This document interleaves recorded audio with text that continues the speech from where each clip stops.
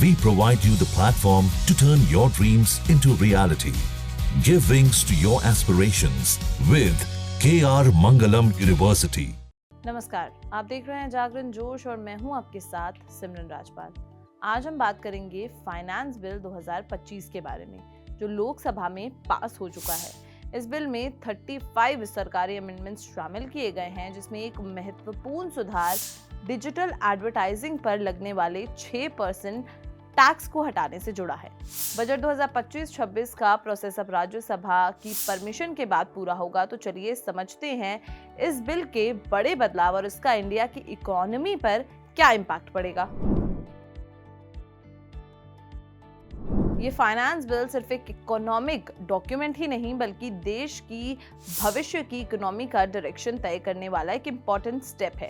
इस बिल का main goal है टैक्स पॉलिसीज को और क्लियर बनाना, बिजनेस करने की प्रोसेस को इजी बनाना और लोगों को ज्यादा से ज्यादा टैक्स रिलीफ देना।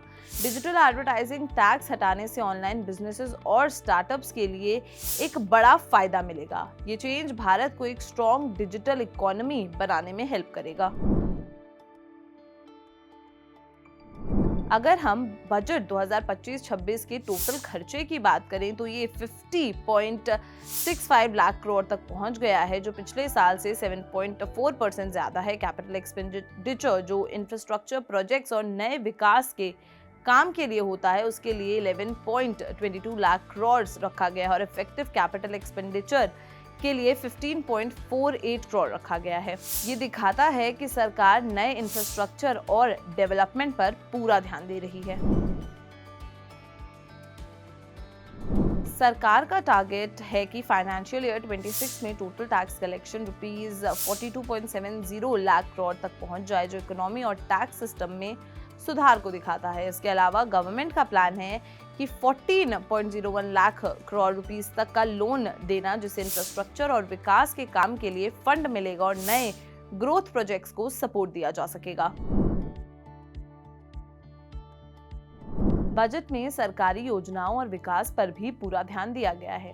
2025 to 2026 के लिए सेंट्रली स्पॉन्सर्ड स्कीम्स के लिए 5,41,850 करोड़ का बजट रखा गया है। इसके अलावा सेंट्रल सेक्टर स्कीम्स के लिए 16.2 लाख करोड़ रुपीस एलोकेट किया गया है, जो पिछले साल से 15.13 लाख करोड़ ज्यादा है। ये बजट गरीब किसानों, युवाओं और महिलाओं के लिए तैयार किया गया है, जिससे विकास हो और नए रोजगार के मौके मिल सकें। राज्य सरकारों को मिलने वाले फंड में भी इजाफा हुआ है।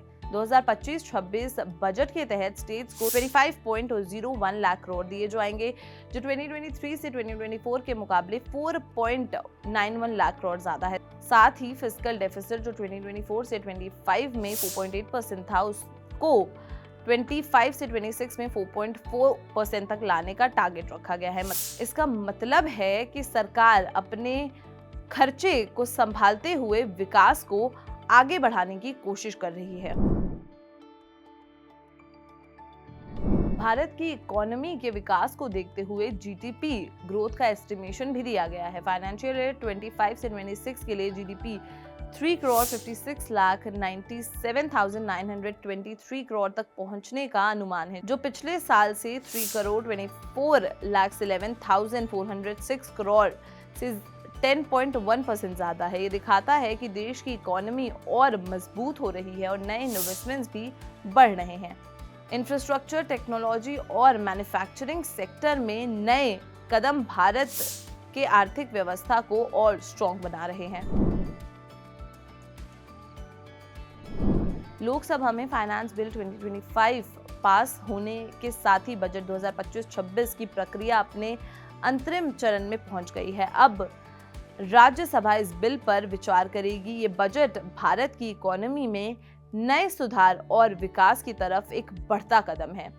इसमें टैक्स पॉलिसीज को बेहतर बनाना, इंफ्रास्ट्रक्चर को मजबूत करने और सरकारी योजनाओं के माध्यम से लोगों को फायदा पहुंचाने पर जोर दिया गया है। आपको ये बजट और फाइनेंस बिल के नए बदलाव कैसे लगे? अपनी राय हमें कमेंट्स में जरूर बताएं और इस वीडियो को लाइक और शेयर करना बिल्कुल भी ना भूलें और साथ ही हमारे चैनल जागरण जोश को भी जरूर सब्सक्राइब करें। मिलते हैं अगली वीडियो में। नमस्कार।